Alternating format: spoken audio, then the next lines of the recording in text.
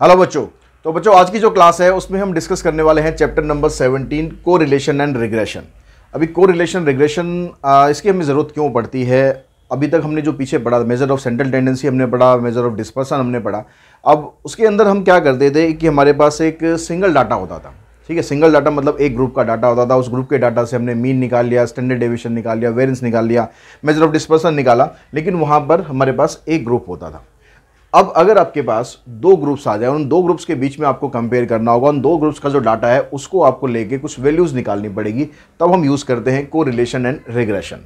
अब कोरिलेशन और रिग्रेशन के बारे में जब हम डिटेल में बात करेंगे तो पहले कोरिलेशन के बारे में बात करते हैं कि कोरिलेशन क्या है, उसके बाद फिर रिग्रेशन की फिर उसके बाद लास्ट में बात करते हैं। तो कहता है कि कोरिलेशन एनालिसिस में क्या है, यहाँ पर कहता है we must be careful about a cause and the effect relation between the variables under consideration because there may be situation where X and Y are related due to the influence of a third variable. अगर हमारे पास कोई दो variable हैं जिसको हमें consider करना है question के अंदर, हो सकता है कि वो दोनों वेरिएबल आपस में एक दूसरे से रिलेट ना करते हों, लेकिन वो एक तीसरे वेरिएबल से रिलेट करते हैं जो उन दोनों के बीच में एक रिलेशनशिप बना रहा है। ठीक है, एक्स और वाई के बीच में कोई कैजुअल रिलेशनशिप नहीं है, लेकिन जो तीसरा वेरिएबल है उसकी वजह से उन दोनों के बीच में रिलेशन आ रहा है। जैसे demand, price and supply. Demand और सप्लाई के बीच में रिलेशन होता है, प्राइस और सप्लाई के बीच में रिलेशन होता है, तो डिमांड और प्राइस के बीच में भी हम एक रिलेशन सप्लाई की हेल्प से बना सकते हैं। तो इस तरीके से हम यहाँ पर जब हम कोरिलेशन एनालिसिस के बारे में बात करेंगे तो हमें वहाँ पर बाईवेरिएट डाटा या फिर मल्टीवेरिएट डाटा यूज़ करना पड़ेगा। बाईवेरिएट, बाई वर्ड जहाँ पर आता है मतलब आपको दो ग्रुप्स दे दिए जाएंगे, दो अलग अलग डाटा दे दिए जाएंगे, उनके बीच में आपको कोरिलेशन निकालना होगा। ठीक है, उसी तरह से फिर हम जब रिग्रेशन एनालिसिस करेंगे, उसको हम जैसे लास्ट में डिटेल में डिस्कस करेंगे। यहाँ पर कहता है कि it is concern with the predicting the value of the dependent variable corresponding to a known value of the independent variable. अब यहाँ पर जो आपके पास दो अलग अलग ग्रुप्स दे रखे होंगे उसमें कुछ वैल्यूज़ ऐसी होंगी जो दूसरे डाटा के ऊपर डिपेंड करेंगी, तो वो जो वैल्यूज़ हमें निकालनी है उसी के लिए हम यूज़ करते हैं रिग्रेशन एनालिसिस। बाकी इसके बारे में डिटेल में एक बार लास्ट में फिर बात करेंगे कि हम यहाँ पर कैसे कैसे इन दोनों के बीच में रिलेशनशिप बना सकते हैं एक्स और वाई के बीच में। अब जैसे हमने सबसे पहले बात करी भाई बाईवेरिएट डाटा। बाईवेरिएट डाटा में क्या हुआ, कह रहा है when data are collected on the two variables simultaneously they are known as bivariate data and the corresponding frequency distribution derived from it is known as the bivariate frequency distribution। जब normally हम एक group लेते थे तो उससे जो हम data बनाते थे, फ्रीक्वेंसी हमारे पास आती थी, तो उसको बोलते थे फ्रीक्वेंसी डिस्ट्रीब्यूशन। लेकिन अगर डाटा आपके पास बाईवेरिएट है तो जो फ्रीक्वेंसी डिस्ट्रीब्यूशन होता है उसको बोलते हैं बाईवेरिएट फ्रीक्वेंसी डिस्ट्रीब्यूशन। ठीक है, जैसे फॉर एग्जाम्पल कि आपको एक बाईवेरिएट फ्रीक्वेंसी डिस्ट्रीब्यूशन टेबल यहाँ पर बनानी है। यहाँ पर आपको दो सब्जेक्ट्स के मार्क्स दिए हुए हैं, स्टैट्स के और मैथमेटिक्स के। तो यहाँ पर देखो ऐसे ग्रुप्स में दिए हुए हैं आपको, पहले उसने स्टैट्स लिखा हुआ है, तो यानी पहले स्टैट्स के मार्क्स हैं, उसके बाद फिर मैथ्स के मार्क्स हैं। अब इन दोनों से आपको बाईवेरिएट फ्रीक्वेंसी डिस्ट्रीब्यूशन बनाना है, तो वो हम कैसे बना सकते हैं?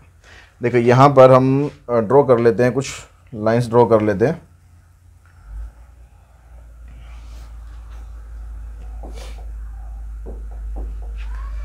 तो यहाँ पर इस तरीके से आप सेल्स बना लेंगे। ठीक है,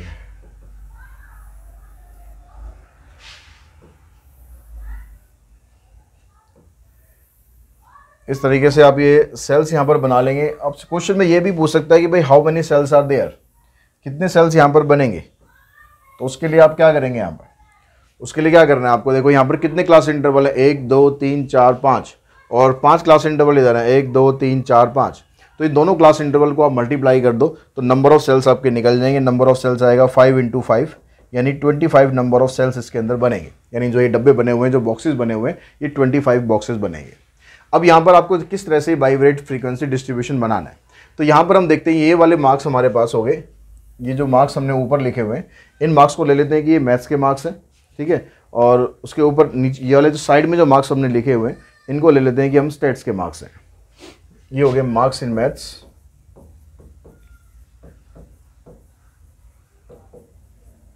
और इधर हो गया ये मार्क्स इन स्टैट्स।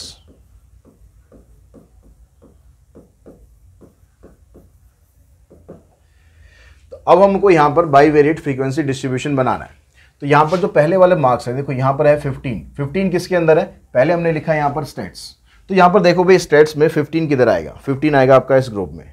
उसके बाद देखो मैथ्स के मार्क्स हैं यहाँ पर 13, 13 किस ग्रुप में आ रहा है, 13 जो मैथ्स वाला कॉलम है उसमें इस ग्रुप में आ रहा है। तो दोनों का जो कॉमन सेल है, दोनों का जो कॉमन सेल है यानी इसका यहाँ से आएगा और इसका यहाँ से आएगा, तो दोनों का जो कॉमन सेल है वो ये वाला आएगा। मतलब एक आपके पास स्टूडेंट ऐसा यहाँ पर है जिसके मार्क्स मैथ्स के अंदर तो 13 है और स्टैट्स के अंदर 15 मार्क्स है। ठीक है, तो ये वाली लाइन हम हटा देते हैं, एक स्टूडेंट यहाँ पर आ गया। इसी तरीके से आपको सारे स्टूडेंट यहाँ पर मार्क करते हुए चलने हैं। जब हम कहेंगे 1-3 का मतलब है कि स्टैट्स के अंदर 1 मार्क है तो वो यहाँ पर आएगा। ठीक है, और मैथ्स के अंदर 3 मार्क्स है और मैथ्स के अंदर 3 मार्क्स है वो यहाँ पर आएगा, यानी एक स्टूडेंट हमारा यहाँ पर आ गया। उसके बाद फिर 2 मार्क्स एंड 6 मार्क्स, तो 2 आप देखेंगे भाई इधर ही है लेकिन 6 इधर आ गया, तो इस तरह से ये आपके पास आ जाएगा। तो इस तरीके से आप ये पूरी की पूरी जो टेबल है वो फिल कर देंगे। तो हम यहाँ पर पूरी टेबल फिल करने के बाद हम देखेंगे भाई यहाँ पर भी आपके पास एक ही स्टूडेंट आ रहा है, यहाँ पर भी एक ही स्टूडेंट आ रहा है, तो टोटल मिलाकर एक स्टूडेंट इधर है, एक स्टूडेंट इधर है, एक स्टूडेंट इधर है। ठीक है, 1 4 2 1, यहाँ पर 4 टैली मार्क्स है, यहाँ पर 2, यहाँ पर 1।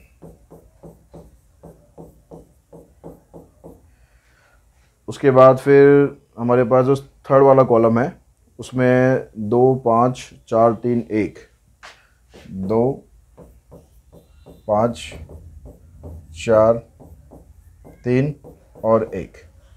ठीक है, तो 5 के लिए टैली मार्क्स आप लगाएंगे, ऐसे क्रॉस कर देंगे, 4 3 और 1।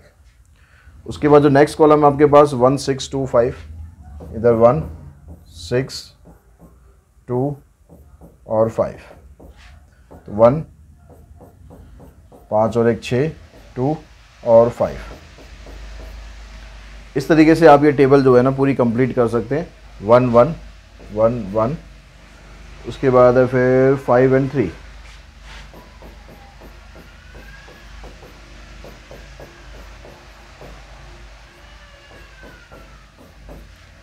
अब यहाँ पर टोटल नंबर ऑफ स्टूडेंट आप देखो, ऐसे स्टूडेंट जिसके स्टैट्स के मार्क्स 0 से लेकर 4 तक के बीच में कितने स्टूडेंट हो गए, एक इधर है, 2 इधर है और 2 इधर है। टोटल मिलाकर 4 स्टूडेंट ऐसे हैं जिनके मार्क्स स्टैट्स के अंदर 0 से 4 हैं। ऐसे सबका आप टोटल कर लो, 1 और 4 5, कि यहाँ पर 4 है, 4 ही है ना, इधर चेक कर लेते हैं। हाँ, 1 और 4 5 5 10, 10 और 2 12, इधर टोटल आ गया इसका। 1 और 2 3 4 7 6 13 और 1 14, इधर से आ गया 1 और 3 4 2 6 और 5 11, 1 और 5 6 6 और 3 9, और इसी तरीके से इनका टोटल आप यहाँ कर लो। ठीक है, 4 12 14 11 और 9, फिर यहाँ पर टोटल करेंगे आ जाएगा 3 8 3 8, 5 2 7 4 11 और 4 15, 7 और 7 14, 2 और 5 7 और 3 10। तो ये स्टूडेंट आ गया आपके पास 3 8 15 14 और 10। अगर आप यहाँ से टोटल देखोगे, इसका यहाँ से टोटल देखोगे या फिर यहाँ से टोटल देखोगे, तो आपके पास टोटल नंबर 50 स्टूडेंट्स के हैं। ठीक है, 4 2 6 4 10, 10 और 1 11 और 9 20, 2 और 3 5, 4 5 9 8 17 और 3 20 और 3 और 2 5। तो दोनों तरीके से आप चेक कर सकते हो कि जो टोटल स्टूडेंट आपके वो यहाँ पर आ जाएंगे। तो इस तरह से अगर आपको टेबल क्रिएट करनी है तो टेबल आप ऐसे बना सकते हैं। अब उसके बाद यहाँ पर हम बात करेंगे कि मार्जिनल डिस्ट्रीब्यूशन क्या होता है और कंडीशनल डिस्ट्रीब्यूशन क्या होता है। तो अब यहाँ पर हम बनाते हैं मार्जिनल डिस्ट्रीब्यूशन। तो मार्जिनल डिस्ट्रीब्यूशन हमारे इस बाईवेरिएट डाटा के अंदर कितने बन सकते हैं। अगर हम मार्जिनल डिस्ट्रीब्यूशन की बात करें तो यहाँ पर 2 मार्जिनल डिस्ट्रीब्यूशन बनेंगे हमारे। कौन कौन से मार्जिनल डिस्ट्रीब्यूशन बन सकते हैं? देखिए, अगर हम मार्जिनल डिस्ट्रीब्यूशन ऑफ स्टेट्स का बनाएं तो स्टेट्स के जो स्टूडेंट्स थे उनका टोटल हमारे पास ये आ रहा है कि स्टेट्स में जो 0 से 4 नंबर लाने वाले स्टूडेंट इतने हैं, फिर 4 से 8 नंबर लाने वाले स्टूडेंट इतने हैं। तो अगर आप ये वाला डाटा लेते हैं तो ये मार्जिनल डिस्ट्रीब्यूशन बनेगा किसका? स्टेट्स के लिए, और ये मार्जिनल डिस्ट्रीब्यूशन बनेगा आपका मैथ्स के लिए। तो अगर हम नंबर ऑफ मार्जिनल डिस्ट्रीब्यूशन देखेंगे तो आपके पास 2 मार्जिनल डिस्ट्रीब्यूशन यहाँ पर बन जाएंगे। अगर हम कंडीशनल डिस्ट्रीब्यूशन देखें, अब कंडीशनल डिस्ट्रीब्यूशन मतलब आपको यहाँ पर एक कंडीशन दे दी है। अब मार्जिनल डिस्ट्रीब्यूशन की बात नहीं कर रहे, अब कंडीशन दे दी। अब कंडीशन यहाँ पर कैसे आएगी आपके पास? मान लो कंडीशन दे दी आपको कि स्टेट्स के जो मार्क्स हैं वो आपको लेने हैं जिसमें 8 से लेकर 12 तक के स्टूडेंट हैं, मतलब 8 से लेकर 12 मार्क्स उनके आए हैं। तो आप क्या करोगे? आपको एक कंडीशन दे दी, तो एक ये पूरा का पूरा जो सेल है, ठीक है, ये पूरी की पूरी जो रो है ये आपके पास एक कंडीशन को फुलफिल कर रही है। तो एक कंडीशनल स्टेटमेंट हमारे पास यहाँ से आ गई। ऐसे अगर हम देखें तो कंडीशनल आपके पास यहाँ पर कितने कितने बन जाएंगे? कंडीशनल डिस्ट्रीब्यूशन 1 2 3 4 5, 5 डिस्ट्रीब्यूशन यहाँ पर बन गए। और अगर हम मैथ्स के बनाएंगे ऐसे 1 2 3 4 5, 5 डिस्ट्रीब्यूशन आपके मैथ्स के बन गए। तो total number of conditional distribution कितने बन जाएंगे? तो कंडीशनल डिस्ट्रीब्यूशन बनेंगे total number of m plus में n। m और n के जितने भी कंडीशनल डिस्ट्रीब्यूशन होंगे उन सबको आप ऐड कर देंगे तो total number of conditional distribution आ जाएगा। अब उसके बाद अगर हम कोरिलेशन एनालिसिस की बात करें कि भाई ये कोरिलेशन हमें कैसे एनालाइज कैसे करना है, कैसे हमें पता लगाना है कि दोनों जो वेरिएबल हैं वो आपस में किस तरीके से एक दूसरे के साथ एसोसिएट हो रहे हैं, कैसे इन दोनों के बीच में आपस में कोई संबंध बना हुआ है। तो ये निकालने के लिए हम कोरिलेशन एनालिसिस यूज़ करते हैं। अब कोरिलेशन एनालिसिस में दो तरह का एनालिसिस होगा, या तो होगा जो कोरिलेशन है या तो होगा पॉजिटिव कोरिलेशन या होगा वो नेगेटिव कोरिलेशन। ठीक है, अब पॉजिटिव कोरिलेशन या नेगेटिव कोरिलेशन ये हम कैसे पता लगाएंगे? अगर आपके पास दोनों के दोनों वेरिएबल अगर दोनों के दोनों वेरिएबल जो हैं वो एक ही डायरेक्शन में मूव कर रहे हैं, एक ही डायरेक्शन में मूव कर रहे हैं, दोनों के दोनों पॉजिटिव साइड जा रहे हैं तो भी उनके बीच में एक पॉजिटिव कोरिलेशन बनेगा। अगर दोनों के दोनों नेगेटिव साइड में जा रहे हैं तो भी उनके बीच में एक पॉजिटिव कोरिलेशन बनेगा। नेगेटिव नेगेटिव मिलकर बन जाएगा पॉजिटिव। लेकिन अगर ऐसा हो कि एक का डाटा आपका नेगेटिव साइड जा रहा हो, एक का डाटा आपका पॉजिटिव साइड जा रहा हो, तो इसका मतलब हो गया वहाँ पर उन दोनों के बीच में नेगेटिव कोरिलेशन बन रहा है। एक चीज़ बढ़ रही है दूसरी घट रही है, एक बढ़ रही है दूसरी घट रही है, या एक घट रही है तो दूसरी बढ़ रही है, तो ये बनेगा आपके पास इसका नेगेटिव कोरिलेशन। अब उसके बाद हम देखते हैं कि भाई कोरिलेशन को मेज़र किस किस तरीके से कर सकते हैं। ये तो रिलेशन तो चलो हमें पता लग गया भाई नेगेटिव होगा या पॉजिटिव होगा, ये हम डायग्राम देख के भी इजीली बता सकते हैं। लेकिन अगर हम उनके बीच में कोरिलेशन निकालना चाहें कि कितना कोरिलेशन उनके बीच में बन रहा है, तो उसको मेज़र करने के लिए हमारे पास 3-4 तरीके हैं। तो सबसे पहला तरीका है स्कैटर डायग्राम। अब स्कैटर डायग्राम में एक डायग्राम होता है, उस डायग्राम की हेल्प से हम पता लगा लेते हैं कि भाई उनके बीच में किस तरह का कोरिलेशन बन रहा है। दूसरा मेथड हमारे पास Karl Pearson product moment coefficient correlation, तीसरा है स्पीयरमैन रैंक कोरिलेशन कोफिशिएंट, और चौथा है कोफिशिएंट ऑफ कंकरेंट डेरिवेशन। तो ये 4 मेथड के बारे में डिटेल में डिस्कस करते हैं कि क्या इन मेथड्स के अंदर आपको क्या क्या चीज़ें ध्यान रखनी है, क्या इनके मेरिट्स और डीमेरिट्स होते हैं, तो ये सब चीज़ें हम इसमें डिस्कस करेंगे। तो सबसे पहले हम बात करते हैं स्कैटर डायग्राम के बारे में। एक स्कैटर डायग्राम में कहता है कि this is a simple diagrammatic method to establish correlation between a pair of variable. जो हमारे पास दोनों वेरिएबल होते हैं उनके बीच में एक रिलेशनशिप दिखाने के लिए स्कैटर डायग्राम एक सिंपलेस्ट मेथड है। Scatter diagram can be applied for any type of correlation, linear as well as non linear, that means curvilinear. जब स्कैटर डायग्राम होता है तो उसको जो लीनियर रिलेशनशिप होता है उसमें भी हम यूज़ कर सकते हैं, और कर्वी लीनियर रिलेशनशिप मतलब आप इसको नॉन लीनियर भी बोल सकते हैं, उसमें भी हम स्कैटर डायग्राम से उनके बीच में कोरिलेशन फाइंड कर सकते हैं। Scatter diagram can distinguish between different type of correlation. इसमें हम अलग अलग टाइप के जो कोरिलेशन है आराम से हम पता लगा लेंगे भाई किस तरह का कोरिलेशन इनके बीच में बन रहा है। It fails to measure the extent of the relationship between the variable.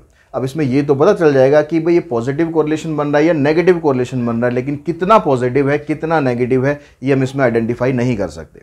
ठीक है, इतना पता चल जाएगा कि पॉजिटिव है या नेगेटिव है, लेकिन कितना पॉजिटिव है कितना स्ट्रॉन्ग है, चाहे नेगेटिव साइड जाओ चाहे पॉजिटिव साइड जाओ, कितना वो स्ट्रॉन्ग है या कितना वीक है ये हम इसमें पता नहीं लगा सकते। ये इसका ड्रॉबैक है। It is time taking method, और ये बहुत टाइम टेकिंग मेथड होता है। डायग्राम बनाना पड़ता है तो डायग्राम में टाइम तो लगता ही है। तो ये इसके 2 डीमेरिट्स हैं। अभी किस किस तरह से देखो डायग्राम की हेल्प से हम पता लगा सकते हैं कि किस तरह का कोरिलेशन यहाँ पर बन रहा है। तो यहाँ पर अगर आप ये देख रहे हो कि जो पहले वाला आपके पास जो डायग्राम है इसमें जो इसके डॉट्स आप देख रहे हो ये ऊपर की साइड ऐसे मूव कर रहे हैं, लेकिन यहाँ पर इनके बीच में ना गैप है, यहाँ पर इनके बीच में गैप है। तो इसका मतलब ये पॉजिटिव कोरिलेशन तो बन रहा है कि दोनों यहाँ पर ऊपर की साइड मूव कर रहे हैं, ठीक है, और पॉजिटिव कोरिलेशन बन रहा है। और यहाँ पर देखो कि जो दोनों डाटा है ना उसके बीच में कोई गैप ही नहीं है, एक सीधी स्ट्रेट लाइन आ रही है। स्ट्रेट लाइन आ रही है मतलब यहाँ पर इन दोनों के बीच में एक परफेक्ट कोरिलेशन है। इसी तरीके से आप जब नेगेटिव साइड में डाटा ऐसे जाता है तो हम ये कह सकते हैं कि भाई नेगेटिव कोरिलेशन है, और नेगेटिव साइड में यहाँ पर डाटा एक ही लाइन में जा रहा है तो इसका मतलब परफेक्ट नेगेटिव कोरिलेशन है। कोरिलेशन है वो परफेक्ट है, लेकिन इस साइड में जा रहा है तो नेगेटिव है, और अगर ऊपर की साइड में जाएगा तो पॉजिटिव है। अब यहाँ पर आप देख रहे हो कि डाटा ऐसे गोल गोल घूम रहा है, गोल गोल घूम रहा है। आप ये नहीं पता लगा सकते भाई ऊपर जा रहा है या नीचे जा रहा है, इसका मतलब कोई इसमें कोरिलेशन नहीं है। इसमें हम बोलेंगे देयर इज़ नो कोरिलेशन। और अगर यहाँ पर हम देख रहे हैं तो यहाँ पर एक ऐसे कर्व की शेप में जा रहा है, ठीक है, इधर ऊपर जा रहा है कर्व की शेप में, इधर नीचे आ रहा है कर्व की शेप में, तो इसका मतलब ये कर्वी लीनियर कोरिलेशन है।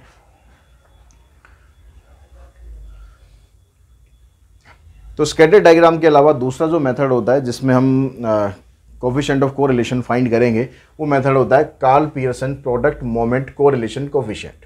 कार्ल पियर्सन मतलब जिन्होंने इस मेथड का नाम दिया कार्ल पियर्सन, और क्या उनसे हम निकालते हैं, प्रोडक्ट मोमेंट निकालते हैं, और उसको हम बोलते क्या है, कोरिलेशन कोफिशिएंट। तो अब इसके अंदर क्या है, ये कहता है कि this is the best method for finding the correlation between the two variables provided the relationship between the two variable is linear.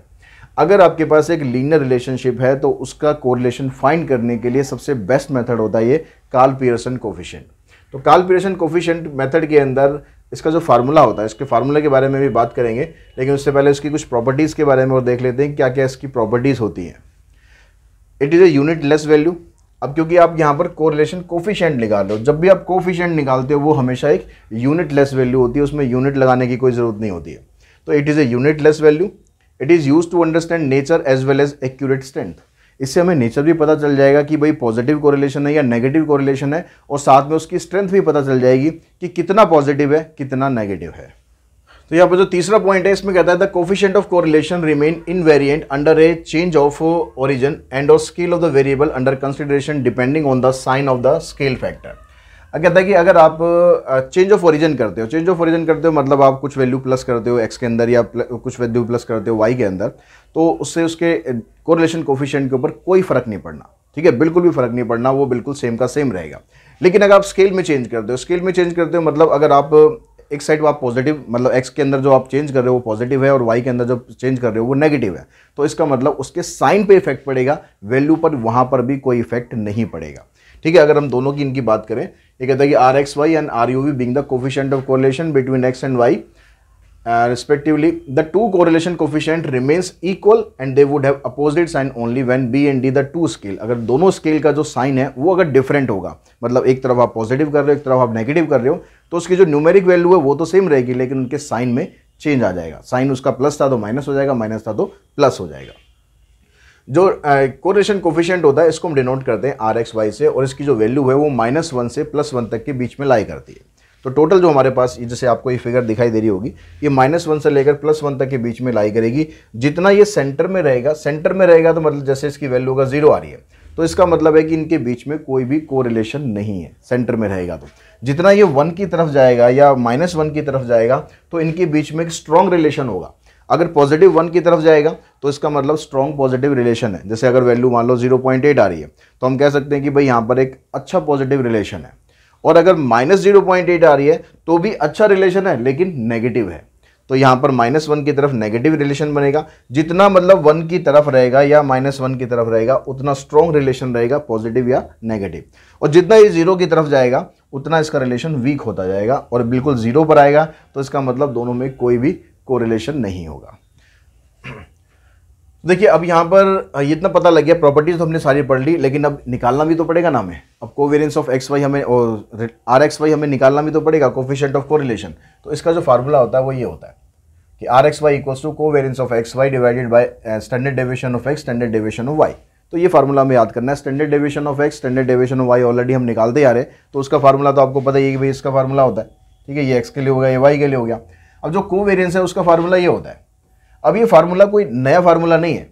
अगर आप थोड़ा सा इसी को ध्यान से देखो, ये स्टैंडर्ड डेविएशन है, अगर मैं वेरिएंस का फार्मूला यहाँ पर बनाऊँ तो वेरिएंस के फार्मूले में क्या होगा, मैं यहाँ से रूट हट जाएगा बस, तो ये क्या बनेगा, sigma X I minus mean का स्क्वायर डिवाइडेड बाय एन। ठीक है, और दूसरा वाला फार्मूला इसका बनेगा कि sigma X I square by N minus mean का स्क्वायर। ठीक है, ये फार्मूला हो गया, एक ये फार्मूला हो गया। अब हमें कोवेरिएंस का फार्मूला बनाना है। अब यहाँ पर क्या हो रहा है, एक्स आई माइनस मीन का स्क्वायर हो रहा है, यानी x I minus mean into में एक्स आई माइनस मीन। ये क्या है, वेरिएंस ऑफ एक्स है। ठीक है, अब लेकिन हमें क्या निकालना है, covariance of X and Y, X और वाई दोनों का इकट्ठा निकालना है।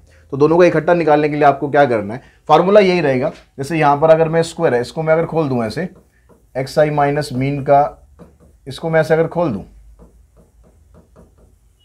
ऐसे लिखेंगे।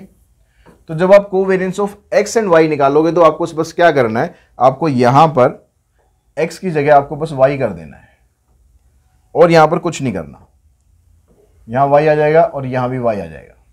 ठीक है, अगर शॉर्टकट वाला फार्मूला आप लिखोगे, ये वाला फार्मूला आप लिखोगे तो ये आ जाएगा सिग्मा, यहाँ पर एक्स आई स्क्वायर हो रहा है तो हम लिखेंगे यहाँ पर एक्स आई इंटू में Y I divided by N minus यहाँ पर सिग्मा एक्स का जो मीन है उसका स्क्वायर हो रहा है तो यहाँ पर लिख देंगे एक्स मीन इंटू में वाई मीन। तो यही फार्मूला देखो आपका यहाँ पर लिखा हुआ है। तो बस आपको मतलब अगर वेरिएंस का फार्मूला याद है वो तो आई थिंक याद होगा अच्छे तरीके से, तो बड़े आराम से आप कोवेरिएंस का फार्मूला भी याद कर सकते हो। तो इस फार्मूले की हेल्प से हम कोवेरिएंस निकाल देंगे और जो जो हमने प्रॉपर्टीज ऊपर पढ़ी हैं उसकी हेल्प से हम क्वेश्चंस कर लेंगे। उसके बाद जब हम बात करते हैं दूसरा जो इसमें मेथड होता है, तीसरा मेथड एक्चुअली ये है स्पीयरमैन रैंक्स कोरिलेशन कोफिशिएंट। अब ये स्पीयरमैन रैंक कोरिलेशन कोफिशिएंट की हमें ज़रूरत क्या पड़ी? हमने स्कैटर डायग्राम पढ़ लिया, हमने कार्ल पियर्सन पढ़ लिया, स्टैंडर्ड डायग्राम से भी हम पता लगा सकते हैं और कार्ल पियर्सन तो हम कह रहे हैं कि भाई बेस्ट मेथड है, लेकिन फिर भी हमें Pearson Spearman rank correlation coefficient की ज़रूरत क्यों पड़ती है? क्योंकि जब हमारे पास क्वालिटेटिव डाटा होता है, ठीक है, जब हमें नंबर्स में वैल्यूज़ नहीं होती, हमें रैंकिंग करनी होती है कि भाई ये फर्स्ट है, सेकंड है, ये थर्ड है, रैंकिंग करनी होती है क्वालिटेटिव डाटा में, तो वहाँ पर वैल्यूज निकालने के लिए, कोफिशिएंट ऑफ कोरिलेशन निकालने के लिए हम यूज़ करते हैं स्पीयरमैन रैंक कोरिलेशन कोफिशिएंट। ठीक है, अब इसके अंदर क्या फार्मूला होता है यहाँ पर? ठीक है, इसका और कुछ ज़्यादा मतलब ऐसा कोई डिटेल में और ज़्यादा कुछ नहीं है इसमें, बस जो फार्मूला हम ये लगाएंगे, फार्मूला आ जाएगा यहाँ 1 माइनस 6 इंटू में sigma D square divided by N into में एन स्क्वायर माइनस 1। ठीक है, बहुत सिंपल सा फार्मूला है, बड़े आराम से इससे निकल जाएगा। तो और जो कोरिलेशन कोफिशिएंट होता है उसकी वैल्यू होने से ऑलरेडी हमें पता ही है कि -1 से लेकर +1 तक के बीच में होती है, वही वैल्यू यहाँ पर भी आती है।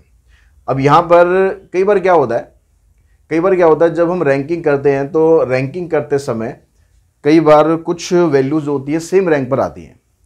जैसे क्लास में एग्जाम होता है, क्लास में एग्जाम होने पर दो बच्चों के सेम मार्क्स आ जाए और दोनों के सबसे ज़्यादा मार्क्स हैं तो दोनों फर्स्ट हो गए, दोनों आपस में लड़ाई करेंगे किसको फर्स्ट रखना है, किसको सेकंड रखना है। तो इस तरह के क्वेश्चंस में हम क्या करेंगे? तो यहाँ पर इसमें हम फार्मूला जब लगाएंगे तो उस फार्मूले के अंदर यहाँ पर कर देंगे 1 माइनस 6 इंटू में सिग्मा डी स्क्वायर तो कर देंगे, लेकिन यहाँ पर हम एक एडजस्टमेंट वैल्यू लिखेंगे। अभी एडजस्टमेंट वैल्यू यहाँ पर क्या दे रखी है आपको? ये एडजस्टमेंट वैल्यू है आपके पास, ये sigma T J cube minus T J divided by 12। ये एडजस्टमेंट वैल्यू हम निकालेंगे और उसका सम कर देंगे। सम करने के बाद फिर यहाँ पर हम वैल्यू पुट करेंगे। इसको जब हम क्वेश्चंस करेंगे उसमें आपको और क्लियर हो जाएगा कि किस तरह से आपको एडजस्टमेंट वैल्यू निकालनी है। ठीक है, जैसे मान लो दो बच्चों के बीच में जो मार्क्स हैं वो सेम आ गए तो यहाँ पर हम लिखेंगे 2 की पावर 3 माइनस 2 डिवाइडेड बाई 12। अगर 3 बच्चों के मार्क्स सेम आ गए तो यहाँ लिखेंगे 3 की पावर 3 माइनस 3 डिवाइडेड बाई 12। इस तरह से जितने भी वहाँ पर सेम रैंक वाले होंगे, चाहे उसमें 2 जगह हों, 3 जगह हों, 4 जगह हों, उन सबको निकाल के उन सबको ऐड करेंगे, क्योंकि यहाँ पर सम करना है हमें। ठीक है, इस वैल्यू का निकाल के हमें सम करना है। सम करके जो भी वैल्यू आएगी उसको बोलेंगे हम एडजस्टमेंट वैल्यू, और उस वैल्यू को यहाँ पर पुट करके तब हम यहाँ पर स्पीयरमैन रैंक कोरिलेशन कोफिशिएंट निकालेंगे। उसके बाद जो नेक्स्ट मेथड होता है ये है हमारे पास कोफिशिएंट ऑफ कंकरेंट डेविएशन। अब कई बार क्या होता है कि अब कार्ल पियर्सन मेथड जो है वो मेथड तो बेस्ट है, लेकिन उसके अंदर कैलकुलेशन थोड़ा ज़्यादा है।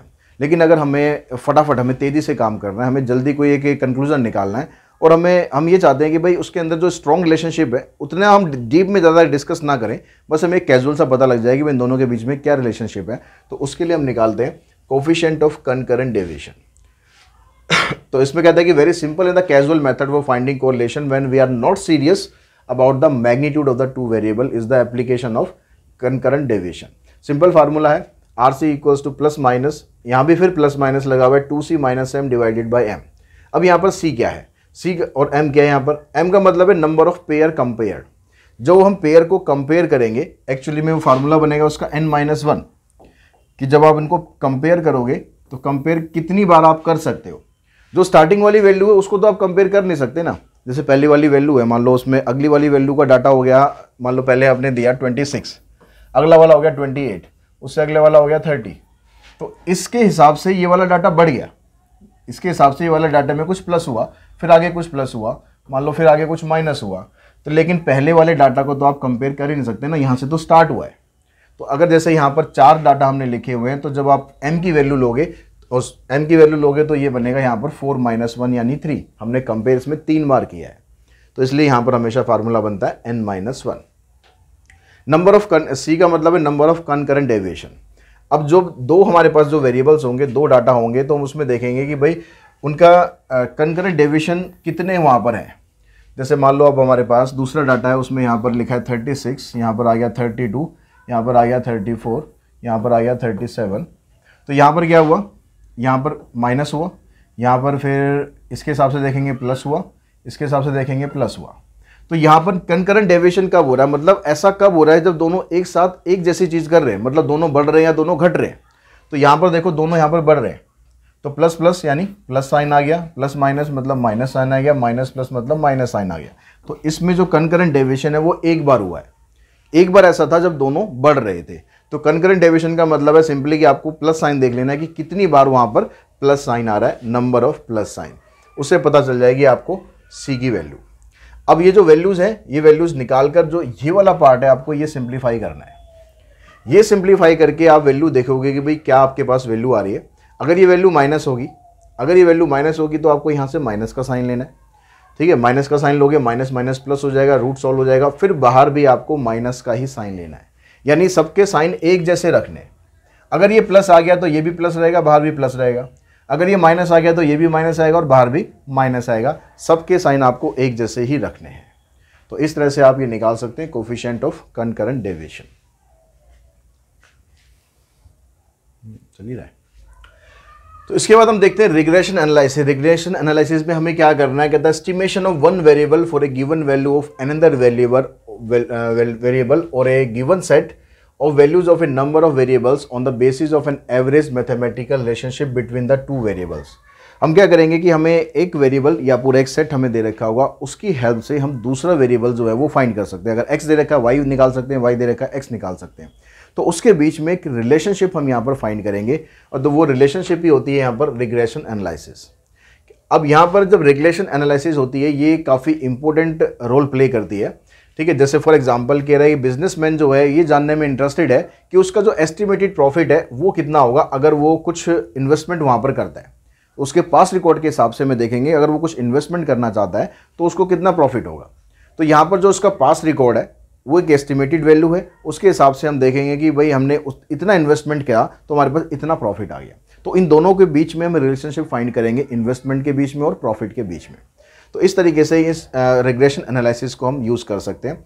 अब अगर हमारे पास सिंपल रिग्रेशन मॉडल होता है, ठीक है, सिंपल रिग्रेशन होता है तो उसके अंदर आप एक सिंपल इक्वेशन बना सकते हो इन दोनों के बीच में, y = a + में bx लीनियर इक्वेशन बनती है। लेकिन इसका रिग्रेशन में इसका बहुत ज़्यादा इस्तेमाल नहीं है क्योंकि ये तो सिंपल मेथड है। सिंपल मेथड तो हम इजीली काउंट कर सकते हैं। लेकिन जब हम बात करते हैं कि यहाँ पर रिलेशनशिप जो है सिंपल ना हो तब यहाँ पर हमें क्या करना है, कहता है furthermore B is also known as the regression coefficient. जो रिग्रेशन कोफिशिएंट है उसको हम डिनोट करते हैं बी, फिर इसके बेस में yx लिख दिया, यानी regression of b on x। इस तरीके से हम इसको बोलते हैं the regression line of y on x as the line of best fit obtained by the method of least square method and the use for estimating the value of dependent variable y। तो इसमें जो dependent variable है y है for a unknown value of the independent variable x के हिसाब से हम y की वैल्यूज़ में क्या चेंज होगा ये हम यहाँ पर पता लगाते हैं। तो रिग्रेशन कोफिशिएंट का जो फार्मूला है ये byx = covariance of xy divided by standard deviation of x का स्क्वायर, या सिंपली आप यहाँ पर क्या लिख सकते हो, वेरिएंस भी लिख सकते हो, यहाँ पर आप वेरिएंस भी लिख सकते हो। और इसी का एक फार्मूला और है r इंटू में standard deviation of y divided by standard deviation of x। अगर आप निकाल रहे हो byx यानी regression line of y on x, तो यहाँ पर आपको क्या करना है, ऊपर यहाँ पहले y है तो ऊपर y लिखेंगे, नीचे x है तो नीचे वाले को x लिखेंगे। जो ऊपर होगा, जो पहले होगा उसको ऊपर लिखेंगे, जो बाद में होगा उसको नीचे लिखेंगे। और अब ये निकालने के बाद जब आपके पास ये आ जाएगा तो जो रिग्रेशन इक्वेशन है वो निकालने के लिए आपको इसको फॉलो करना है, y - y बार = में byx x - x बार। तो जो byx की जो भी वैल्यू आप यहाँ से निकालोगे, दोनों में से जो भी मेथड लगाओगे उसको यहाँ पर पुट करके आपके पास एक रिग्रेशन लाइन आ जाएगी। फिर सेम चीज़ अगर आप निकालना चाहते हो regression line of x on y, तो उसके लिए आपको यहाँ पर bxy निकालना है। तो bxy निकालेंगे तो यहाँ पर क्या हो जाएगा, sx ऊपर आ जाएगा, sy नीचे आ जाएगा। और इक्वेशन बनाने के लिए इसमें हम वैल्यू पुट कर देंगे। अब रिग्रेशन लाइन की कुछ प्रॉपर्टीज होती हैं। जैसे फर्स्ट प्रॉपर्टी में कहता था regression coefficient remain unchanged due to a shift of origin, ठीक है। जैसे काल्परेशन कोफिशिएंट में था कि अगर ओरिजिन शिफ्ट होता है तो उसकी वैल्यू पर कोई चेंज नहीं होता, but change due to a shift of scale, लेकिन अगर स्केल में हम चेंज कर देते हैं तो रिग्रेशन लाइन में भी चेंज हो जाता है। क्या चेंज होता है? तो वो जो हमारे पास जब हम स्केल चेंज करेंगे तो नया जो रिग्रेशन आएगा हमारे पास उसको डिनोट करा हमने बी यू वी से, और ये निकालने के लिए हम क्या करेंगे, बी एक्स वाई इंटू में change of scale of x, x में जितना चेंज हुआ डिवाइडेड बाय वाई में जितना चेंज हुआ। अगर आप बी यू वी निकाल रहे हो तो यहाँ बी एक्स वाई लिखेंगे, पहले एक्स लिखा है तो change of scale of X लिखेंगे, फिर वाई है तो change of scale of Y. ऐसे अगर आप उल्टा कर रहे हो, बी वी यू निकाल रहे हो तो इसका मतलब change of scale of Y ऊपर आ जाएगा, change of scale of X नीचे आ जाएगा। The two lines of regression intersect at the point, जो दोनों रिग्रेशन लाइन है हमारे पास, वो रिग्रेशन लाइन दोनों की दोनों इस पॉइंट पर, यानी दोनों का जो मीन होगा उस पॉइंट पर इंटरसेक्ट करती हैं। The coefficient of correlation between two variable X and Y in the simple geometric mean of the two regression coefficient, जो दो रिग्रेशन कोफिशिएंट हम निकालेंगे बी एक्स वाई या बी वाई एक्स, उसका जो ज्योमेट्रिक मीन होगा उसको हम बोलते हैं कोफिशिएंट ऑफ कोरिलेशन। दोनों का ज्योमेट्रिक मीन निकालना है, मतलब दोनों को मल्टीप्लाई करके स्क्वायर रूट कर दोगे तो आ जाएगा कोफिशिएंट ऑफ कोरिलेशन। अब यहाँ पर जो प्लस माइनस का साइन है, अब प्लस माइनस का साइन आपको कैसे देखना है, अगर ये प्लस है तो प्लस आ गया तो इसको भी आपको प्लस रखना है। तीनों के साइन आपको एक जैसे रखने हैं, ये माइनस है तो इसको भी आपको माइनस ही रखना है। ठीक है, ये माइनस माइनस आप करोगे प्लस हो जाएगा, लेकिन जो साइन आएगा वो माइनस का ही आएगा। तो इसलिए आपको तीनों के साइन यहाँ पर एक जैसे होते हैं, या तो तीनों प्लस के होंगे या तीनों ही माइनस के होंगे।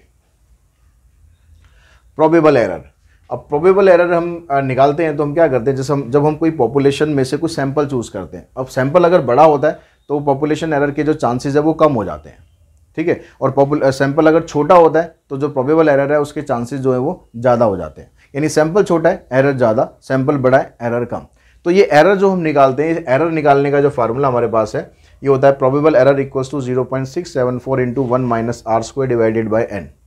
ठीक है, आर यहाँ पर क्या है, correlation coefficient from pair of sampled observation, जैसे हमने निकालना भी सीखा ही आर की वैल्यू, और डिवाइडेड बाय एन। ये एन जितना बड़ा होगा प्रोबेबल एरर उतना ही कम आएगा, और एन जितना छोटा होगा प्रोबेबल एरर उतना ही बड़ा आएगा। अब यहाँ से आपसे पूछ सकता है कि limit of the correlation coefficient, तो इन लिमिट आपको निकालनी है कहाँ से लेकर कहाँ तक। तो लिमिट निकालने के लिए आपको सिंपली क्या करना है, आर के अंदर प्लस माइनस कर देना प्रोबेबल एरर। जब आप माइनस करोगे तो आपको लोअर लिमिट मिल जाएगी, जब आप प्लस करोगे तो आपको अपर लिमिट मिल जाएगी।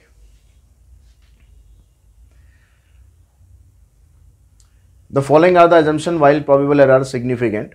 जो प्रोबेबल एरर हम निकालते हैं तो ये कहता है कि आर की वैल्यू अगर प्रोबेबल एरर से कम आ जाए, आर की वैल्यू अगर प्रोबेबल एरर से कम आ जाए तो हम कहेंगे कि भाई यहाँ पर कोई भी कोरिलेशन का कोई एविडेंस हमारे पास नहीं है, पॉसिबल ही नहीं है, कोई एविडेंस ही नहीं है। सेकंड में कहता है the value of R is more than 6 time of the probable error, जो हमारी प्रोबेबल एरर आई है उसकी 6 टाइम से अगर आर की वैल्यू ज़्यादा हो जाए तब हम कहेंगे कि हाँ डेफिनेटली इन दोनों के बीच में कोई कोरिलेशन है। Since R lies between -1 and +1 the probable error is never negative, जो प्रोबेबल एरर है वो कभी भी नेगेटिव नहीं होती है, क्योंकि इसकी जो वैल्यू है वो -1 से +1 तक के बीच में रहेगी। और जो फार्मूला हमारा कहता है उस फार्मूले के अंदर जब आप इसकी वैल्यू को सॉल्व करोगे तो ये कभी भी वैल्यू आपकी नेगेटिव नहीं आएगी। उसके बाद है हमारे पास review of correlation regression analysis. इसके अंदर से कुछ थ्योरी वो क्वेश्चंस बन सकते हैं जो लास्ट में आपको दिया हुआ है। तो सबसे पहले चीज़ है उसमें क्या कहता है, the best measure of correlation is provided by the Pearson correlation coefficient. जो सबसे बेस्ट मेथड है वो हमने ऑलरेडी पढ़ ही लिया था, सबसे बेस्ट मेथड होता है Karl Pearson coefficient. Limitation of correlation coefficient is that is the applicable only case of a linear relationship between the two variable. ये इसकी लिमिटेशन, ये इसकी कमी है कि यहाँ पर ये लीनियर रिलेशनशिप जब दोनों के बीच में होता है ना तो वहाँ पर ये हमें अच्छी वैल्यू देता है। If two variable X and Y are independent और uncorrelated then the obviously the correlation coefficient between X and Y 0। अगर दो हमारे पास वेरिएबल एक्स और वाई हैं जो आपस में अनकोरिलेटेड है, मतलब उनके बीच में कोई कोरिलेशन है ही नहीं, तो इसका मतलब है जो कोरिलेशन कोफिशिएंट है वो 0 के बराबर हो गई। लेकिन अगर हम इसके कन्वर्स पे जाएं कि आपको कोरिलेशन कोफिशिएंट जो है वो आपको 0 दे रखा है, तो हम उसमें ये कंक्लूड नहीं कर सकते कि इन दोनों के बीच में कोई कोरिलेशन नहीं है, मतलब इसका जो कन्वर्स है वो ट्रू नहीं होगा। अगर इन दोनों के बीच में एक्स और वाई के बीच में कोई कोरिलेशन नहीं है तो कोफिशिएंट ऑफ कोरिलेशन तो 0 होगा।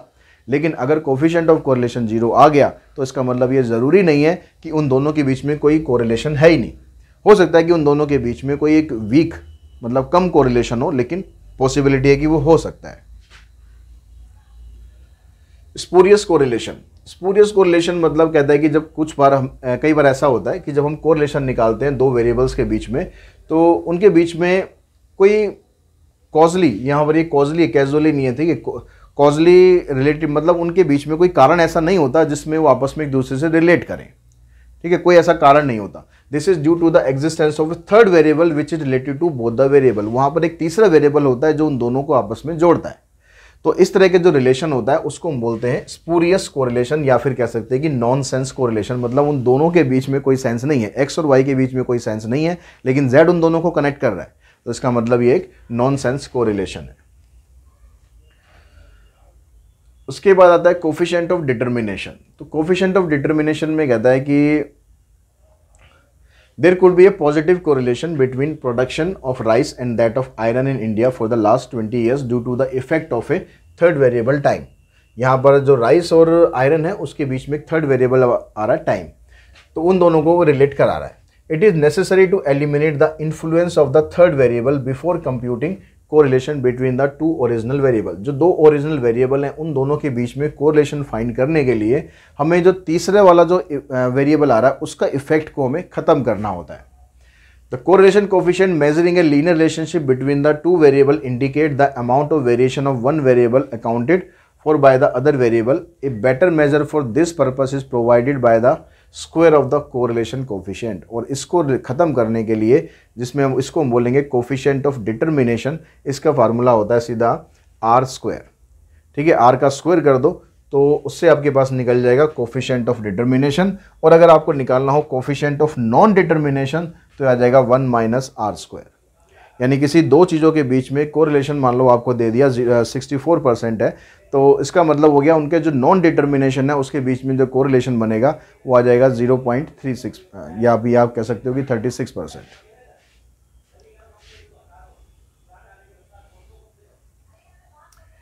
The two lines of regression coincide becomes identical when r equals to -1 or 1.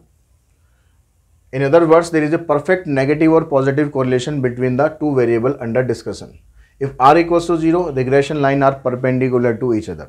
r 0 होता है तो regression line दोनों आपस में एक दूसरे के साथ perpendicular होती हैं, और अगर उसकी वैल्यू -1 या +1 आ जाती है तो हम ये कह सकते हैं कि वहाँ पर एक परफेक्ट नेगेटिव या पॉजिटिव कोरिलेशन दोनों के बीच में बनता है। तो ये सारी थ्योरी थी जो इस चैप्टर से रिलेटेड थी। तो आई होप आप लोगों को अच्छी तरह से फार्मूले सारे इसके याद कर लें, ताकि जब हम एक्सरसाइज स्टार्ट करें तो आप काफ़ी चीज़ें जो हैं आसानी से समझ जाएं। तो आज की इस वीडियो में इतना ही। Thanks to all of you.